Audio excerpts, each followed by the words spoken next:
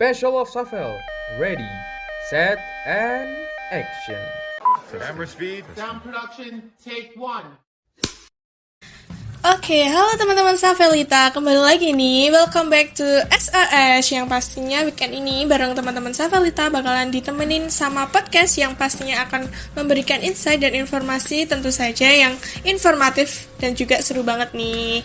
Dan pastinya banget ini tuh di setiap episode kan ada narasumber nih yang tentu saja akan menarik. Yang pastinya di podcast kali ini juga akan ditemani oleh narasumber yang sangat menarik dan juga keren banget nih. Oke, kita langsung saja ya, kita sambut gitu Kak Aski. Halo semuanya, namaku Ardias Kacaning Tias dan aku dari Departemen PI sebagai sekretaris. Oke, halo Kak Aski.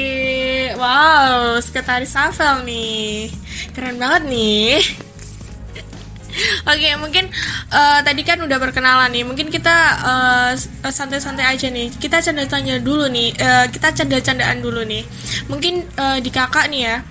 Mungkin apa ya namanya? Kakak itu mahasiswa yang termasuknya kupu-kupu atau kura-kura nih? Kalau dari aku sih sebenarnya aku kayaknya kunang-kunang sih Kak. Oh, kunang-kunang. Apa itu? Kuliah nangis. Aduh, kuliah nangis ya. Wow, kosakata baru nih. Enggak Kak, aku kayaknya lebih ke arah kupu-kupu. Enggak deh, kura-kura sih. Ya, lebih kura-kura ya. tepatnya. Kuliah Kayak- rapat. Iya, kuliah zoom gitu. Oke, mungkin selama di perkuliahan ini tuh, mungkin apa sih organisasi apa yang udah kakak ikutin gitu atau komunitas gitu? Karena kan dalam podcast kali ini temanya itu terkait keorganisasian gitu. Oke, kalau misalnya dari organisasi sendiri, aku lebih mengutamakan di organisasi di Universitas Negeri Yogyakarta yang berfokus pada pengembangan bahasa dan juga pemahaman budaya asing, yakni organisasi Safel. Wow, Safel. Iya, kemudian juga aku ikut beberapa kepanitiaan di jurusanku, nama di Himpunan Mahasiswa Bahasa Jerman, karena aku juga dari pendidikan bahasa Jerman, dan juga ada kegiatan-kegiatan lain yang aku ikuti. Oke, wow keren banget. Jadi nggak cuma Safel aja ya, ada kegiatan lain juga di luar Safel di Hima makan. Keren sih kak, banyak banget ya sepertinya. Oke, mungkin apa sih kak dalam masa kuliah ini gitu? Kan pasti ada motivasi atau dorongan gitu ngebuat kakak itu pengen banget nih join ke organisasi itu yang udah kakak sebutkan tadi, yaitu Safel gitu. Mungkin apa ya gitu motivasi terbesar dari kakak gitu? Oke, jadi dulu tuh SMA aku anak yang kupu-kupu gitu, Oh. anak yang kuliah pulang. Kok nggak pulang. kuliah juga sih, Oh. soalnya kan SMA ya gitu. Sekolah pulang ya? Sekolah pulang gitu, sepuh-sepuh kayaknya. Sepuh-sepuh. sekolah pulang. Habis itu kegiatannya cuma main kayak gitu. Terus juga sempat ikut beberapa kegiatan sih, jadi panitia apa di SMA gitu, tapi juga yang nggak terlalu aktif banget gitu. Nah terus di kuliahan ini aku pengen mencoba untuk lebih aktif dan juga aku pengen nyari teman gitu, nyari temennya yang same interest sama aku gitu, yakni bahasa dan budaya asing. Terus juga aku pengen nyari teman-teman yang nggak hanya di satu jurusan aja, tapi pengen yang di luar jurusan juga, bahkan di luar fakultas gitu. Jadi sebenarnya itu jadi motivasi aku sih untuk masuk Safel, karena aku suka dengan teman-temannya. Aku juga pengen belajar tentang bahasa dan budayanya, dan juga aku pengen belajar berorganisasi dan lebih aktif lagi kayak gitu. Wow, ternyata motivasi terbesar karena itu ya, pengen belajar terkait keorganisasian Bener gitu. banget. Sesuai dengan tema kita. Oke, mungkin apa aja sih yang didapatkan gitu, benefit dari ikut organisasi ini tuh apa aja gitu? Pastinya bakal nambah teman baru ya. Oh ya, betul Karena sekali. itu aku dapatkan gitu saat aku masuk ke Safel. Aku dapat teman baru, nggak hanya dari luar dan dalam jurusan gitu, tapi juga di luar jurusan, di luar fakultas, bahkan juga di luar UNY. Aku juga dapat teman-teman baru gitu. Wow, Dari- seru banget nih. Iya kan, dari Safel ini kita juga punya relasi dari UKM lain, di universitas lain kayak gitu. Jadi benar-benar banyak banget benefitnya, dan selain itu aku juga tahu gitu bagaimana kerja dari organisasi tersebut gitu. Gimana sih sebuah acara itu Organisasi bisa ya. berjalan tuh di baliknya tuh kayak apa gitu. Nah di sini aku belajar gitu bagaimana caranya gitu sih Kak. Dan banyak lain lagi sih, jadi kayak mungkin aku nggak bisa menyebutkan itu satu persatu ya, tapi itu aja mungkin yang aku poinkan gitu. Oke, karena tadi apa ya namanya, kan di organisasi itu tuh kayak padat banget nih, terutama setahuku ya kalau Safal tuh proker-prokernya tuh banyak juga gitu, dan termasuk yang padat gitu. Nah mungkin gimana sih Kak time managementmu ataupun cara ngatur jadwal gitu terkait menjadwal tugas-tugas, terus habis itu kayak ada tanggung jawab proker yang harus dikerjakan juga, itu tuh gimana sih Kakak mengaturnya? Oke, kalau misalnya dari aku sendiri sih untuk tugas-tugas ya, biasanya aku nggak yang tipe menunda-nunda gitu loh. Jadi misalnya ada tugas tuh, yang penting dikerjain dulu kayak gitu. Nanti dikumpulinnya pas deadline-nya kayak gitu. Tapi kalau misalnya terkait dengan prokernya sendiri, kan kita punya yang namanya matriks tuh. Ya, jadi betul. sebisa mungkin aku juga menyesuaikan dengan kemampuanku dan juga jadwalku gitu loh dari matriks tersebut. Dan itu jangan sampai terlewat juga gitu, karena kalau misalnya terlewat juga nantinya kasihan yang lain juga dong gitu. Jadi memang harus disesuaikan dari matriks juga dan disesuaikan dari diriku sendiri gitu, seberapa besar kemampuanku untuk bisa ikut dari program-program kerjanya Safel gitu. Dan juga di program-program kerjanya Safel tuh kan kita banyak ya, kayak ada festival budaya internasional, terus juga ada UNESCO, ada segala macam.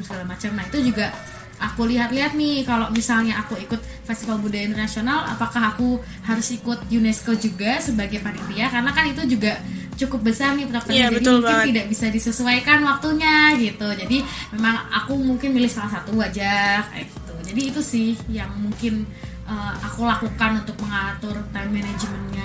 Oh, berarti kita juga harus mengira-ngira gitu. Sebenarnya kita tuh cukup mampu, bukan cukup mampu, tapi apakah bisa gitu meluangkan waktu gitu untuk setiap proker-proker tersebut gitu. Benar. Karena yang paling penting kita juga harus bertanggung jawab juga kan. Iya, untuk betul melaksanakan banget. setiap prokernya. Keren. Oke, mungkin karena dari time management tadi gitu loh, pernah nggak sih kayak gara-gara proker yang banyak terus tugas yang menumpuk gitu, terus kakak merasa kayak kewalahan gitu atau capek gitu, overwhelmed gitu. Jadi dari semua kegiatan itu gimana sih cara kakak gitu untuk menangani hal tersebut gitu? Kalau dari aku sendiri ya, pastinya aku pernah lah ngerasa capek, ngerasa letih, ngerasa burn out banget sama padatnya kegiatan, dan juga tugas-tugas juga nih dari kuliah yang jujur banyak banget gitu. Tapi kalau misalnya dari aku sendiri ya, mungkin karena aku orientasinya ke Safel ya, karena aku di sini mungkin masuknya ke Safel. Nah aku beruntung sekali masuk ke Safel karena mereka juga mementingkan dimana waktu aku bisa istirahat gitu. Contohnya misalnya aku nih udah benar-benar capek dan aku pengen istirahat mungkin sekitar sehari 2 hari.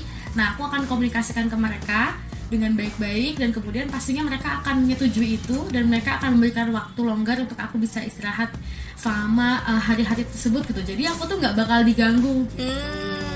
Nah bersyukur banget sih kalau misalnya masuk Safel gitu, karena aku juga mendapatkan benefit seperti itu, dan aku nggak yang dipaksa untuk terus hadir gitu loh. Kalau misalnya memang aku komunikasi, pasti mereka akan memberikan spare time buat aku sendiri.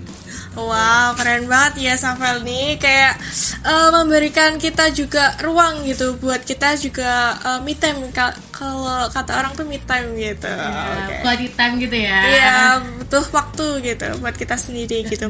Mungkin dari itu juga tuh loh kayak Oke, mungkin dari hal itu juga gitu, mungkin kakak ada nggak sih kayak apa ya, tips and tips gitu buat teman-teman gitu yang masih bingung terkait mau join organisasi atau enggak gitu, yang masih takut-takut coba gitu, padahal kan organisasi itu menarik banget gitu ya, terutama Safel gitu yang udah kakak geluti selama ini gitu. Oke, kalau misalnya tipsnya and triknya gitu, kalau tipsnya untuk masuk ke dalam organisasi dan supaya nggak takut gitu. Yang pertama tuh sebenarnya kalian harus percaya diri dan kalian harus mencoba bahwa sebenarnya kalian tuh memang mampu dan pantas gitu untuk masuk ke organisasi tersebut.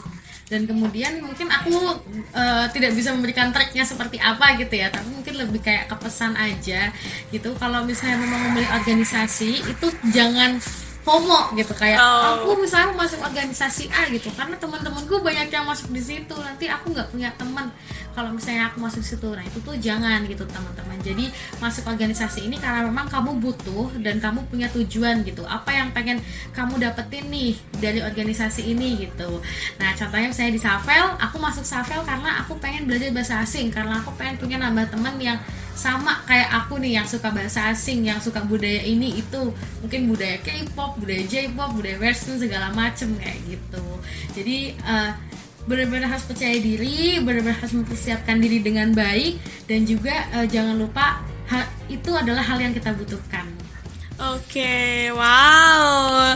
Nih teman-teman Savelita bisa didengarkan ya terkait tipsnya tadi dan juga triknya tadi itu ya gitu. Terus buat teman-teman Savelita juga nih, mungkin bisa nih Kak Aski gitu sharing terkait Savel tuh IG-nya tuh apa gitu, biar teman-teman tuh juga pada tahu gitu.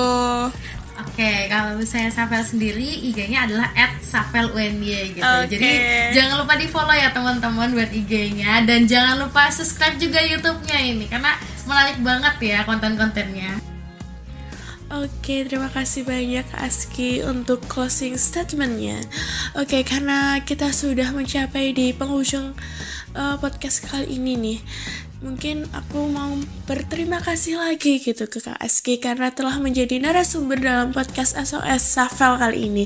Jadi buat teman-teman Savelita juga jangan lupa ya untuk selalu like, comment, and subscribe video ini. Tolong dukungannya ya teman-teman.